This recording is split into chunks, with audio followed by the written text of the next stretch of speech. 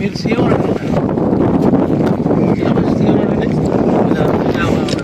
చెప్తారు కదా, నేను మనం రివ్యూ చేసుకునేటప్పుడు కూడా అడిగాను ఏమైంది బిల్స్ అంటే 6 crores అట్లాగే ఉందండి, సెంట్రల్ గవర్నమెంట్ పర్మిషన్ ఇవ్వాలండి.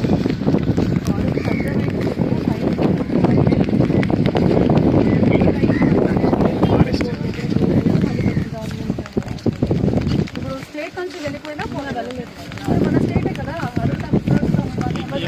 2 నెలల క్రితం ఢిల్లీ వెళ్దామా, వాళ్ళ పరిస్థితుల్లో డబ్బులు రాసుకోవచ్చు కూడా వాళ్ళకి ఏమని చెప్పి అడిగాను. ఇస్తే మీరు వాడుతూ ఉంటారు, కొట్టుకుని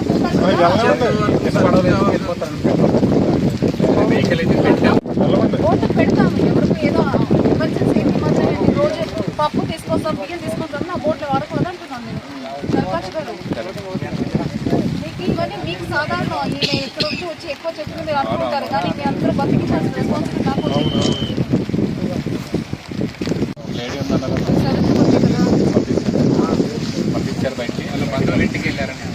అది ఇదే కదా, ఈ ఊరే కదా వెళ్ళిపోయింది కదా. ఈ ఊళ్ళో వేరే ఏమైనా ప్రెగ్నెంట్ కదా,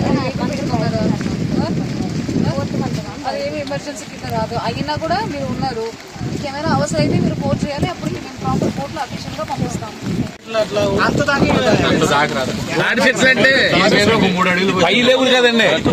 మునిగిపోయి తాడి చెట్లు ఇక్కడ 100 సంవత్సరాలు ఎప్పుడు రాదు కూడా. మళ్ళీ మీకు అత్యవసరాలు ఏమైనా కావాలంటే ఒకటే ప్రాబ్లమ్ కదా. అందరూ చూస్తున్నారు, మనకు హెవీ రెయిన్స్ ఉన్నాయి. ఆల్రెడీ విజయవాడ అంతా మునిగిపోయి వాళ్ళకి సప్లై చేయడం కూడా జరుగుతుంది. ఒకవైపు మన జిల్లాలో గోదావరి రివర్ కూడా పెరుగుతూ ఉంది. ఫస్ట్ వార్నింగ్ దగ్గర వచ్చేసాము.